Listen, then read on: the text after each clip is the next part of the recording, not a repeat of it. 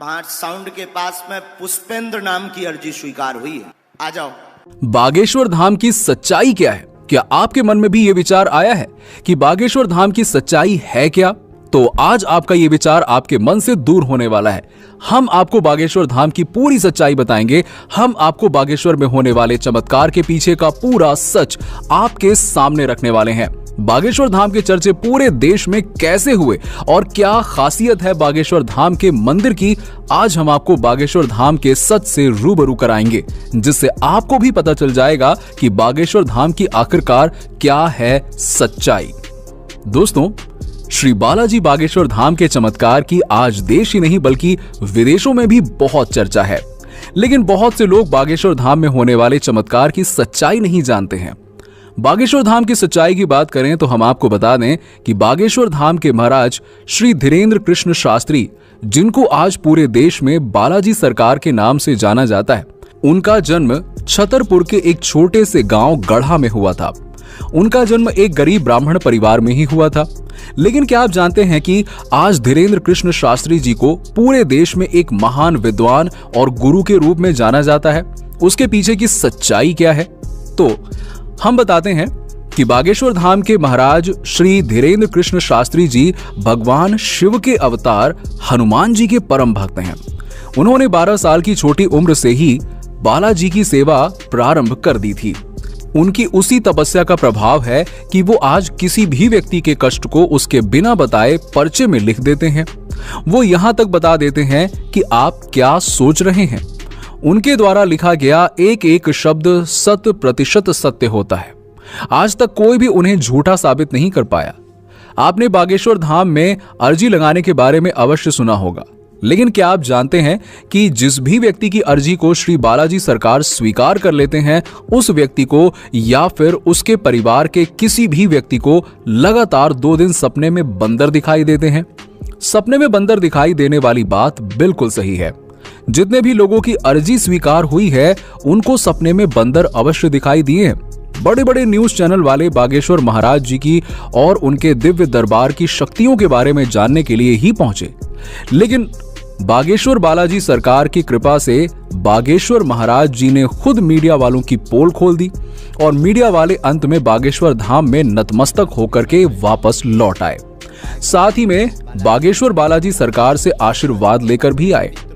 बागेश्वर महाराज जी ने बालाजी सरकार की कृपा से हजारों भक्तों का भला किया है और वर्तमान में बागेश्वर महाराज जी विदेशों की यात्रा कर रहे हैं।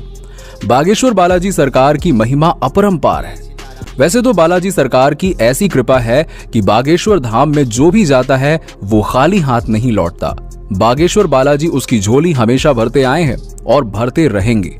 इसी के साथ ही बागेश्वर महाराज दूसरे जिलों या अन्य राज्यों में अपनी कथा करने और दरबार लगाने के लिए जाने जाते हैं, तो वहां भी बड़े बड़े मीडिया कर्मी और पत्रकार बागेश्वर महाराज जी की परीक्षा लेने की कोशिश करते हैं।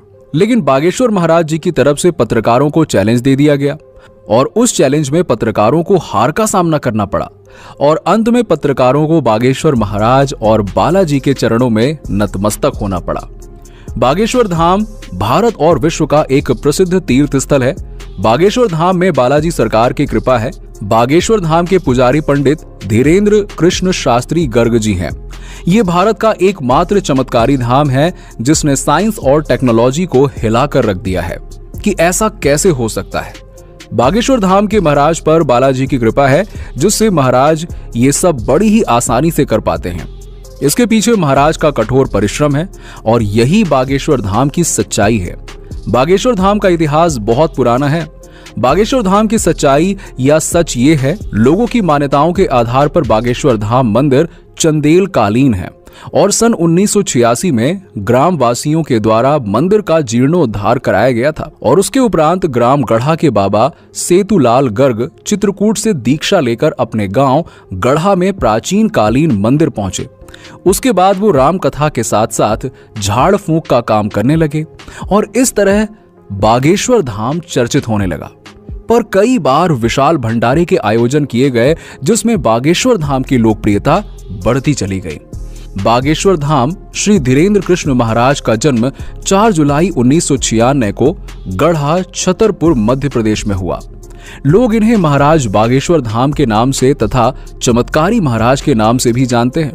वर्तमान समय में धीरेन्द्र कृष्ण महाराज बागेश्वर धाम मध्य प्रदेश में ही अपना दरबार लगाते हैं तथा लोगों की समस्याओं का समाधान करते हैं।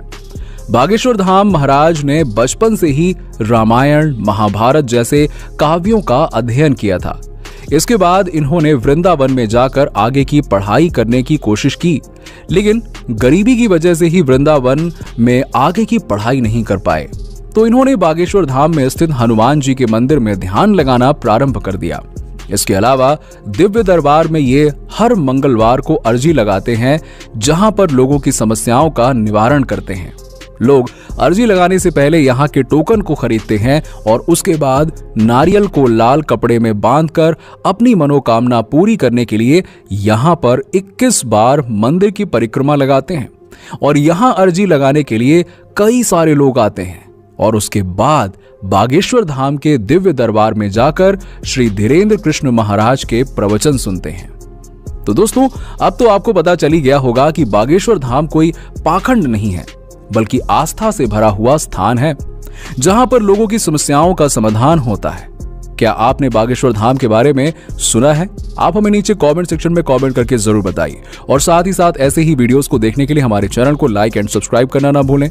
हम आपके लिए इसी तरह के वीडियोस लाते रहेंगे। तब तक के लिए